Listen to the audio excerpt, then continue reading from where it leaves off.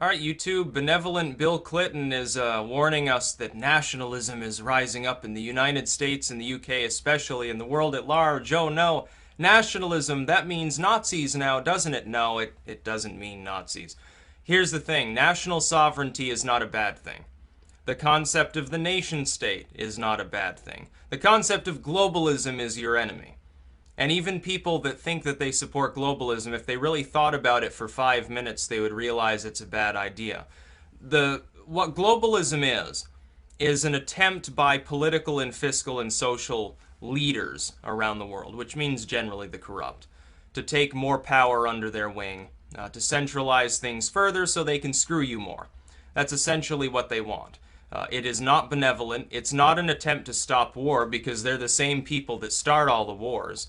It's not an attempt to uplift people out of poverty, or they'd be doing it on the national level anyway. It's not an attempt to fix any social ills because the social ills are being caused by the mainstream political parties supporting globalism by waging campaign after campaign on wedge issues. It's not a solution for anything. It's an attempt to homogenize human society in the social, fiscal, and racial sense further, to keep everybody equally miserable, to keep them like sheep, essentially slaves, number one.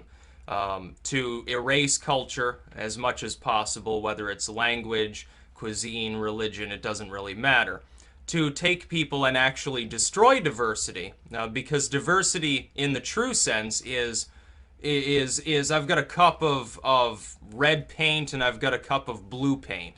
That's diversity. I got two colors. I mix them together completely. I got purple paint. There's no more diversity. I've got one fucking color to deal with. Both of the prior colors are completely gone. I've created something new. Okay, maybe purple's really pretty. That's fine. But I can't use red and blue anymore. I ran out. I destroyed it all. And the ethno-nationalists are partially right. They say, well, this is going to happen on an ethnic or racial level. Yeah, it is.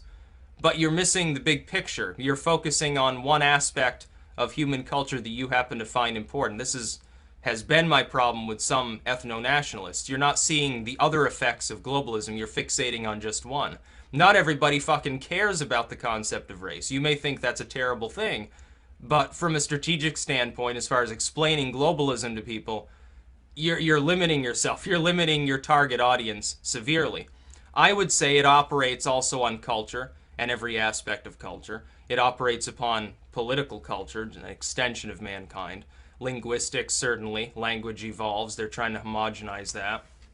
It certainly operates in a fiscal sense. They get the poor and the so-called rich to fight each other. Meanwhile, everyone is ignoring that there are a handful of people in this world, multinational individuals who have fortunes in multiple countries. They do no work. They shuffle their money around and invest in retardation usually, and then they get rich off war. Those are the rich people you should be concerned about. But that doctor down the street making $700,000 a year, fundamentally, when compared to those multinational rich individuals, is still desperately impoverished and little different from somebody who's making $10 an hour flipping burgers. There's really not a difference between them. Bill Clinton is not your friend.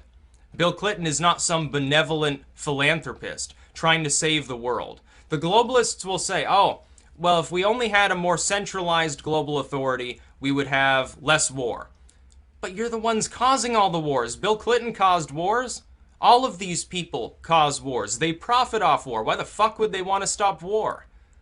The only way that they're going to give up stopping wars to make money is if they achieve that centrality that allows them to make money regardless, and you will be even more impoverished. You'll be even more miserable. You will be even more destabilized. They sit there and they say, oh, totalitarianism could take hold. Yeah, totalitarianism can take hold in a nation.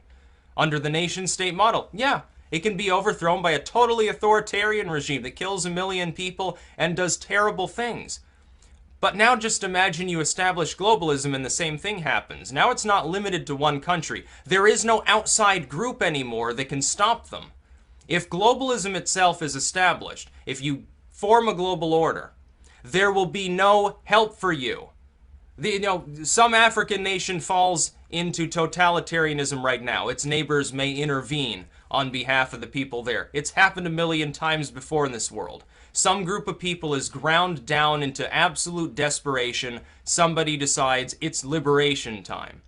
Now, unfortunately, this happens less often than wars for profit or imperialistic expansion. Unfortunately, it's a relative rarity, but it can happen. If people are pushed far enough so they see nothing but screams and terror from their neighbor, yeah, they probably don't want their neighbor totally destabilized. They might intervene on their behalf. Under globalism, who the hell's going to intervene? The lunar colony? The Mars colony? Are they going to come and save our asses? If we end up ruled by an extremely militaristic, totalitarian central state that covers every square inch of the friggin' planet, that's not the kind of world that I want to live in. That's dystopia. It's not some utopian future of benevolence. You actually think that people with that much power are not going to get corrupted by it? We see people who lead even the smallest, most marginal states in this world, the most impoverished, the most weak, the most lacking in resources and manpower, even they get their tin horn dictators. Even they are led by the corrupt. How much worse would it be if the entire world were led by some sort of council of elders or something like that? It'd be a terrible idea. It will fall apart. It will cause worldwide misery. And eventually, it'll cause a worldwide revolution. Now, what happens after that? Maybe even worse than globalism. It might be that everyone falls into national totalitarianism. Then you get an even worse scenario. Now there are people who are capable of intervening, but why would they want to? They're just going to sit there and slit each other's throats all day. We'll fall into a century of misery. Bill Clinton's not benevolent. George Soros is not benevolent. David Rockefeller is not benevolent. Bill Gates is not benevolent. When they talk about these things, they fall into several distinct classes of people. There are those that are desperately, bitterly corrupt and egotistical. They simply want more power. Then there are those who are fiscal opportunists. They're in it for the money. They realize, oh, well, under globalism, I can simply make more money. It's not that they want to grind people down with totalitarianism. Hell, some of them are probably libertarian in nature. But they want more money out of it. They're not doing it for human benevolence. They're not doing it to stop a war. They're doing it for their pocketbooks. Then the third group of people is probably the worst, and we don't know where Bill Clinton fits in here, and those are the delusional. These are people who will virulently fight for globalism because they actually believe that it will stop the same problems caused by the people who otherwise prop up globalism. The wars, the famines, the poverty, the infighting within nations, all of these things, imperialism and totalitarian sentiment. They see all of these things and they say, well, nations, they're always fighting and having disagreements and things get locked up. We need to make it more central, more efficient, and we need to try to we stop war. We can stop mutually assured destruction. Oh, how wonderful a world it will be. That's not the end result. That's not what will happen. What will happen is that everybody will be enslaved, and that's why we must stop such things.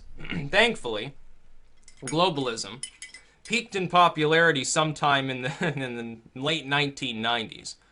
And it's gone downhill ever since. We see the EU. The EU is basically the rudiments of globalism. It's falling apart. One nation's already said it's going to leave. Others are now propping up populists and nationalists. The sentiment there is growing. Backlash has spread to Eastern Europe now with the Visegrad group. The EU is falling apart. If the EU, which isn't even a true globalist entity, it's a regional bloc that's not even fully post-national anyway, if they can't maintain it, if they get strangulated, if people lash back out against the corrupt there, what do you think would happen on a global stage? It would be a violent revolution. A very violent one. Millions and millions of people all over the world would be killed. Globalism would ultimately fail. It would be destroyed forever. People would, for a very long time, remember how fucking retarded it was. But it could lead to even worse problems. Because then you could get militaristic regimes. Under those circumstances, militaristic and opportunistic individuals will take hold within what used to be nations. They will rally along ethnic, cultural, and linguistic lines. They will take up arms. They will purge the globalists, and then they will be dictators. It'll be even worse. It will crack every nation apart. The entire world will look totally different. Current established powers will fall. New powers will rise. And there's no guarantee that they're going to be benevolent either, even though they form national authorities. We've finally achieved a world right now, partially due to atomic standoff, no less. We've partially achieved stability in the world. And we have the ability to go further. It's not impossible for us to live in peace on this planet. You're not going to achieve it with globalism. If anything, that makes it worse. When Bill Clinton stands up there at this rabbi's biography meeting, and he says, oh yeah, nationalism is rising. Good. I'm glad that it is. I hope it takes hold in every friggin' nation in this world. I hope every nation undergoes a nationalist transformation. Whether it's nationalism with a free market or nationalism with socialism doesn't make a difference. At least it's nationalism. People have sovereignty. They have choices. They can determine their own destiny. They can be their own people. They can have their own spirit, their own gods, whatever it happens to be. It could be very libertarian, very permissive, or it can be outright totalitarian. Still, the same thing holds true. Totalitarianism on the national level inevitably fails. Every totalitarian regime throughout history has eventually fallen. Those that are in operation today might not be here tomorrow. But if you get globalism, you need a worldwide bloody revolution to get rid of totalitarianism when, not if, it takes hold. That is not benevolence. It's not good for anybody. It's not even good for the wealthy. You think that rich brain surgeon over there with a couple million in the bank is going to benefit under globalism? No. They're going to be abused. They're going to be told this is what you can do, this is what you can't do. This is what you can say, this is what you can't say. These are the parties you're allowed to vote for, and these parties are prohibited. You can read these books, but you can't read those books. It will be inevitably authoritarian because the only way it can maintain itself is through authoritarianism. It will be applied to what used to be states. Because people in this world, in these states, they're different. They have different cultures. They have different languages. How are you supposed to centralize a world that diverse? And there's your diversity. It's within the realm of nationalism. That's where it exists. You have none if you globalize. There's zero diversity. These people calling for a diverse world, open borders, you're going to destroy that which you seek. You will destroy it. You're also going to spark, eventually, at some tipping point, again, regional or even worldwide revolution that destroys you all. You're going to be relegated to the dustbin of history. It's just a matter of time. If we continue down that path, it's a matter of time before people undergo a violent revolution. Peaceful revolution will no longer be possible. What? People are going to picket in the streets saying, oh, no more globalism, dissolve the post-national authority. You think they're going to get their way? You think that people empowered to that degree won't simply mobilize the military and gun those people down? Throw them in death camps or something like that? Of course they will. Of course they will. It'll be the biggest evil that we've ever seen. You think the deaths under communism, under Stalin or Mao, were bad? It'll be a drop in the bucket. We need to avoid globalism at all costs. Having international relationships, having diplomacy, having trade between countries, military alliances, things like that. Yeah, those have existed for thousands of years. They work just fine, again, properly managed so that nobody's getting outright screwed. You know, we have trade deals right now that have nothing to do with free trade. There's 10% trade and 90% totalitarianism in them. And people trust the same people that design those deals to govern some sort of post-national authority? I think not. No, I'm not going to trust them at all. I wouldn't. I don't think that anybody should. Because they're not trustworthy. Not in it for you. They're in it for themselves, mostly. And the delusional ones are worse. They actually think they are helping people, which means they're going to fight all that much harder for this post-national authority that they want, that 10 years ago they used to call you a conspiracy theorist if you suggested could ever exist. Now they're openly calling for it. Bill Clinton, George Soros, all of these fuckers. They're all calling for it, very openly and publicly. It's still an unpopular idea, but they're still calling for it. It's almost like they don't understand what they're doing. Now they're making so many mistakes that at this point, I don't know that they're actually going to be able to impose globalism. I think they may have already pissed away their ability to do so, but that doesn't mean they're not going to try to do it by violence. That doesn't mean they wouldn't try to manufacture a world war or something in order to install it. That's, again, what we have to be wary of. We need to think, when things happen in the world that make us have animosity towards some other culture or nation, we need to think about who benefits from that animosity. Usually it's not the general population. Usually it has to do with a few rich, powerful individuals that want more riches and power.